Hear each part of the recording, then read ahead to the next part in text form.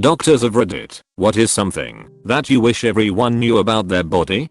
My phone is acting up, so if this has already been posted I apologize, but women, please do not use soap or douching products inside your no square. It has a delicate pH balance and this is how you get yeast infections. Wash your labia, but do not clean internally. The vagina is self-cleaning just like your eyeballs.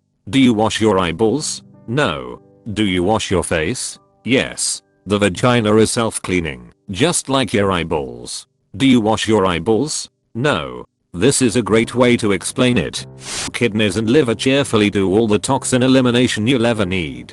Cleanses and other detoxifying products are woo and a waste of money. The people who sell them are predators who only care about your money becoming thiz. Cheerfully makes this comment extra nice. I'm a dentist, and if you don't take care of your gums your teeth will fall out of your head, and you'll get pissed at me when your jawbone atrophies and your denture doesn't fit anymore. Edit. Essentially periodontitis causes inflammation and recession of the gums, which in turn cause inflammation and recession of bone. After that, teeth start getting mobile and falling out. Edit 2. I appreciate you all asking questions and trying to improve your oral health. But without doing an exam and x-rays there's very little I can actually recommend other than using one of those new patient coupons you get from every dentist in the neighborhood to get checked out. Also I love the dentist's RND0CT0RZ comments LMAO. I'll think about them when I do the 2 surgeries I have planned tomorrow. Close bracket.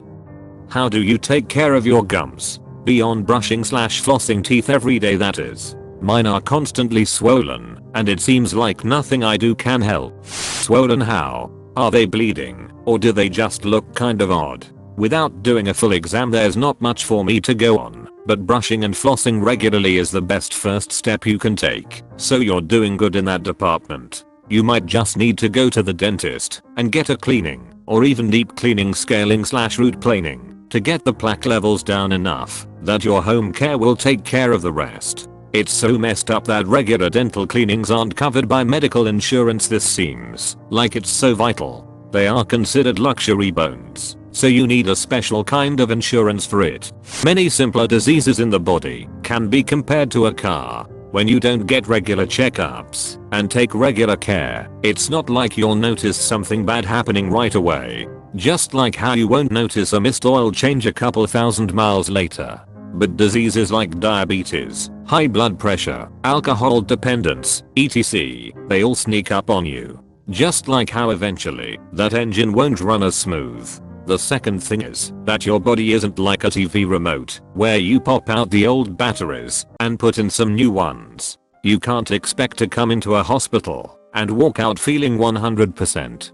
People have some unrealistic expectations of what doctors can do, and there is research which demonstrates how TV shows provide the public with these false beliefs. I'm a Grey's fan also, but it's not real medicine. The first line treatment for most of our common diseases is, wait for it, lifestyle modification. It's not drugs. It's not surgery. 50% of newly diagnosed type 2 diabetics do not require anything more than diet and exercise. Cessation of smoking is the second best thing you can do for your health, and every little amount you decrease smoking has a profound impact. Again, you won't see it now, but you'll see it down the road, like the oil change. And if you do need meds, like how most will eventually need meds for their blood pressure, don't play around with it. Take it every day. Hypertension is called the silent killer. You can't really feel your blood pressure, but it's slowly damaging every artery and every organ in your body. And that comes down to the last point. Exercising is the key to a better life. If you put in the work, there is no upper limit. That's not an exaggeration, but the findings of a landmark paper that made news everywhere last October: not exercising is worse than smoking, diabetes, or coronary artery disease. It is the single best thing you can do for a healthier life. Your health is a shared responsibility, and we're here to help. This may not be the flashiest Reddit comment, but this one may actually save your life. Edit. So I'm getting a lot of great questions on what a good exercise is, and how long should you be exercising. This is probably the single most asked question I get from my parents, friends and random strangers. Unfortunately it's a bit complicated. I could go on quoting tons of papers from a variety of sources, but that would be difficulty to parse though. An exercise regimen should ideally be set by a medical professional specifically for you. It may vary based on your age, occupation, underlying health conditions, fitness goals, etc. I couldn't give a 60-year-old with COPD the same instructions as a 25-year-old. I don't want to say something in a Reddit comment that would end up hurting you or your loved one, so I won't go into specifics. The generic advice we give to our older patients is to walk at a brisk pace, enough for a mild sweat. There is some evidence to show that even normal walking can significantly help improve your cardiac health. I'm only focusing on cardiovascular health here, and there are other things to consider with exercise. I don't want to sound annoying, but I really feel it's best you talk to your doctor about what else you can do to improve your health. We'd be glad to walk you through a plan made specifically for you. Also, regarding number of steps per day, the 10,000 steps number is unscientific and largely propagated by the pedometer making industry. First, it should be age adjusted. It also doesn't directly correlate with losing weight. However, personally, as someone approaching 30, I do like 10,000. It's a nice clean number and I can make a game out of it for myself. It is important to note that this is not for everyone. My dad was diagnosed with diabetes a few months ago and was told to lose weight. Apparently his doctor was shocked when he came back for a follow-up visit 20 pounds lighter and on a diet. According to the doctor, almost nobody actually follows that advice. Tell your dad that he can add +1 to the doctors who are proud of him. Yes, unfortunately, most do not follow through on the lifestyle modification advice. They think that when it gets worse, the pills will fix the problem. Taking a pill is way easier than changing the way you've been living for 40+ years. Prevention is always better than treatment. Your dad has excellently managed secondary prevention. Even more unfortunately, many on the pills don't take them as prescribed because they can't physically feel the effects of the pills. My grandfather went blind, had kidney disease, and eventually died of a heart attack, all secondary to diabetes. It's a terrible disease that truly can be better taken care of. I want people to know what my grandfather didn't. Baby doctor here, about to graduate. Unless you have liver or kidney failure, your body detoxes itself really well. Don't get scammed by these detox teas and whatever. Edit. I mean that I'm a baby cause I'm just starting out. Not that I'm a doctor of babies, just to be clear. I won't specialize for a while yet. Can we put this on the front page of everything?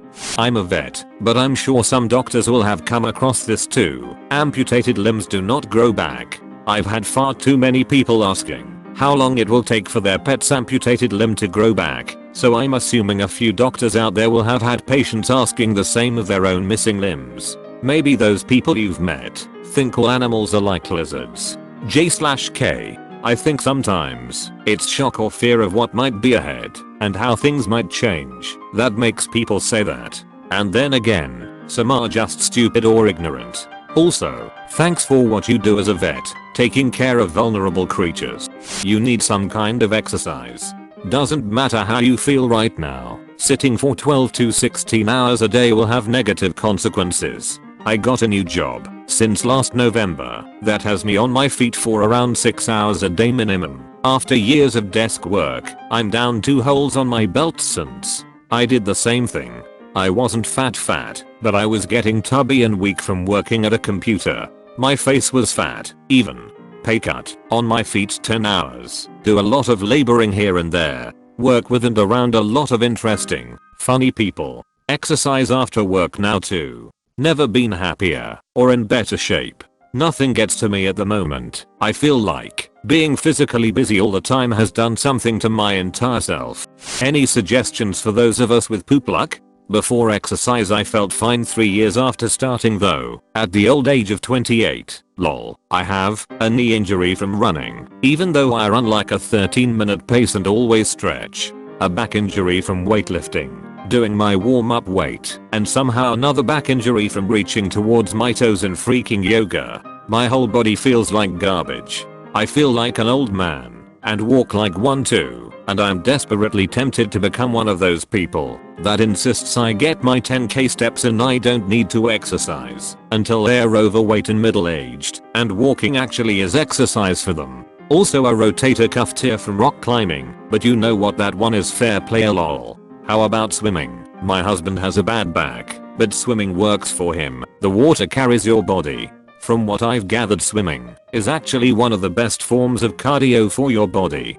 Don't do DIY surgery or hold off on reporting things that are obvious warning signs. Don't be the guy who tried to remove his skin cancer with a knife. Doctors hate him. They really do. See how he removed skin cancer with nothing but a box knife. Oh, that one weird old trick. Thank you so much for watching.